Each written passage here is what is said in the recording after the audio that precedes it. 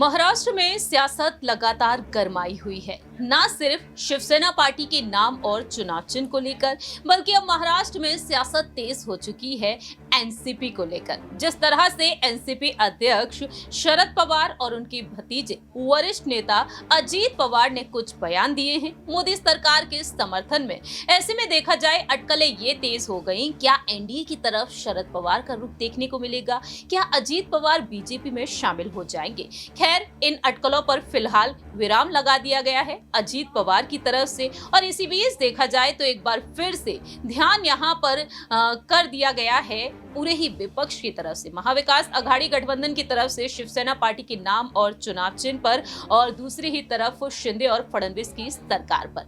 ऐसे में देखा जाए तो आखिरकार एकनाथ शिंदे की सरकार क्या वाकई में राज्य में इसी तरह से चलती हुई नजर आएगी या फिर गिर जाएगी? इसी के बारे में आपको अहम जानकारी देने जा रहे हैं। नमस्कार, मैं प्रांशी राठौर और आप देख रहे हैं नेक्स्ट 9 न्यूज। साल 2022 में जून के महीने में एकनाथ शिंदे उद्धव ठाकरे के संग बगावत किए थे 39 विधायकों के साथ, और इसके बाद देखा गया कि चुनाव आयोग ने किस तरह से शिवसेना पार्टी का नाम और चुनाव चिन्ह शिंदे गुट को सौंप दिया, जिसके बाद उद्धव ठाकरे ने सुप्रीम कोर्ट का दरवाजा खटखटाया और सुप्रीम कोर्ट ने अब अपने फैसले को सुरक्षित कर लिया है। दावे ये किए जा रहे हैं कि 14 मई से पहले सुप्रीम कोर्ट शिवसेना पार्टी के नाम और चुनाव चिन्ह पर अपना अहम फैसला सुना सकता है।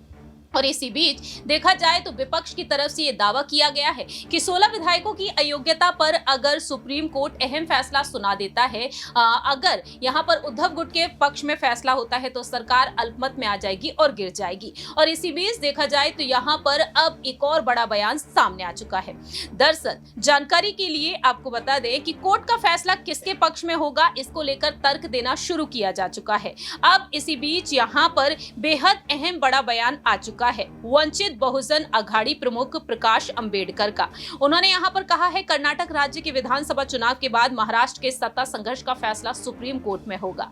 अपने इंटरव्यू में उन्होंने अपनी डंकी की चोट पर बात रखी। और इसी बीच विधान परिषद में नेता प्रतिपक्ष अंबादास दानवे ने प्रकाश अंबेडकर के बयान पर प्रतिक्रिया दी है। उनका कहना रहा कि सुप्रीम कोर्ट का फैसला जो भी हो, महाराष्ट्र में राजनीतिक भूचाल आ जाएगा। प्रकाश अंबेडकर के बयान पर उन्होंने अपनी बात रखी कि कर्नाटक चुनाव के बाद सुप्रीम कोर्ट अपना फैसला सुनाएगा और इसके बाद महाराष्ट्र में राजनीतिक भूकंप आ जाएगा। इस पर उनका कहना रहा कि मुझे नहीं लगता कि कोई कर्नाटक चुनाव और सुप्रीम कोर्ट के फैसले के बीच संबंध है। सत्ता संघर्ष पर सुनवाई खत्म हो चुकी है।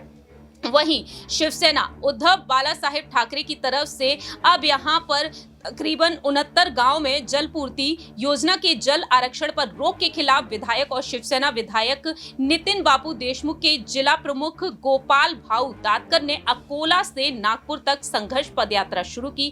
मैंने इसमें भाग लिया। और ऐसे में देखा जाए तो यहाँ पर उम्मीद की जा रही है, दावा किया जा रहा है कि अब यहाँ पर कुछ भी हो सकता है। भूकंप तो आएगा ही। शिंदे गुट के 16 विधायक अयोग्य होंगे, मौजूदा सरकार गिर जाएगी। ये महाराष्ट्र की जनता की राय है। कानून में भी यही कहा गया है। हम उम्मीद करते हैं कि ऐसा ही होगा। यानी कि देखा जाए तो यहाँ पर डंके की चोट पर अंबादास दानवे की तरफ से बात कही गई है, लेकिन ये सरकार यहाँ पर गिरती हुई नजर नहीं आ सकती, क्योंकि अजीत पवार ने भी यही बातें कही। लेकिन अजीत पवार ने बाद में ये भी कहा कि यहाँ पर निर्दलीय विधायक भी हैं शिंदे गुट के पास, और दूसरी ही तरफ 105 निर्दलीय विधायक यहाँ पर बीजेपी के पास हैं। तो सरकार यहाँ पर नहीं गिर पाएगी। आंकड़े फिर भी यहाँ पर ज्यादा रहेंगे, तकरीबन 35 विधायक यहाँ पर शिंदे गुट के पास रहेंगे। ऐसे में सरकार गिरती हुई नजर नहीं आएगी। देखना दिलचस्प होगा, क्या सुप्रीम कोर्ट का फैसला अगर उद्धव के पक्ष में आता है तो क्या इस फैसले से सरकार गिरती हुई नजर आएगी? लेकिन आपकी क्या कुछ राय प्रतिक्रिया है, ये आप कमेंट सेक्शन में बता सकते हैं। तब तक के लिए आप देखते रहिए नेक्स्ट 9 न्यूज।